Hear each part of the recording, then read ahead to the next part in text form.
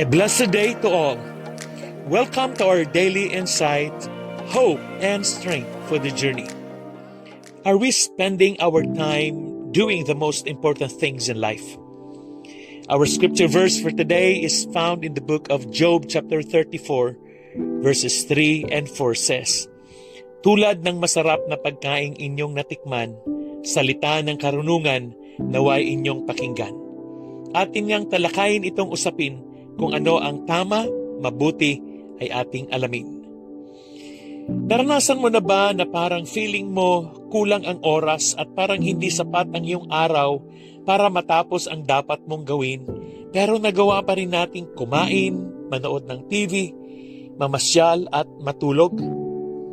Bago tayo gumawa at upang hindi masayang at huwag mawala ng kabuluhan ng ating panahon, dapat muna nating alamin kung ano ba ang pinakaimportanteng bagay na dapat nating gawin. Bago natin sabihin na kulang ang aking oras at hindi ko ito kayang tapusin, ay simulan muna nating isipin kung may halaga ba itong ating ginagawa. Gayon din naman, hindi rin lahat ng bagay ay ating matatapos dahil sa hindi naman talagang inaasahan ng Diyos na tayo ang magtatapos ng lahat ng mga iyon. Meron talagang nagpapasimula at iba ang nagpapatuloy ng iyong sinimulang gawain at iba rin ang magtatapos nito. Ang mahalaga ay ginawa natin ang importanteng bagay sa panahong ibinigay sa atin ng Diyos at wala tayong sinayang na oras. In clarifying what is important, we need to know what matters most and what does not matter at all. We've got to know what counts and what doesn't count. We've got to know what's going to last and what's not going to last. Kadalasan sa ating paggasta ng ating oras, wala itong impact at halaga sa darating na panahon.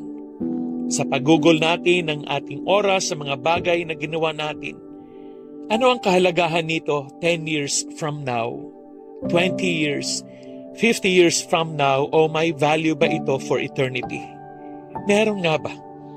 Kaya nga, napakahalagang malaman natin kung ano ba ang pinakamahalaga sa atin. At gayon din naman, dapat din nating alamin kung ano ang hindi importante. The greatest gift that God has given us is salvation by Jesus Christ. He came and died on the cross so our sins could be forgiven. We need to accept that gift. Amen. The second greatest gift we were given in life is the freedom to choose. Ang sabi ng mga verses sa Job chapter 34 verses 3 and 4, "Tulad ng masarap na pagkaing inyong natikman, salita ng karunungan naway inyong pakinggan. Ating ngang talakayin itong usapin kung ano ang tama at mabuti ay ating alamin." We should choose to follow what is right. But first of all, we must define among ourselves what is good. Hindi na tayo dapat na magtaka pa na most of us have never done this. We just go through our entire lives and have never taken the time to define what matters most to us, to literally sit down and write out our values. Hindi natin nagagawang suriing mabuti at pagbulay-bulayan ang mga nagagawa natin sa buhay. Hindi natin nasasabi, ito ang mabuti at ito naman ang masama.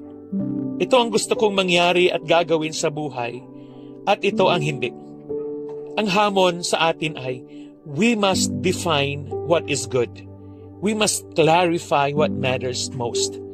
Kung hindi malinaw sa iyo ang nais mong mangyari sa iyong buhay, malamang indecisive ka all the time. Kaya hindi mo magagawa kung ano ang mas mabuti hanggat hindi mo mapagpasyahang alamin at piliin kung ano talaga ang mabuti.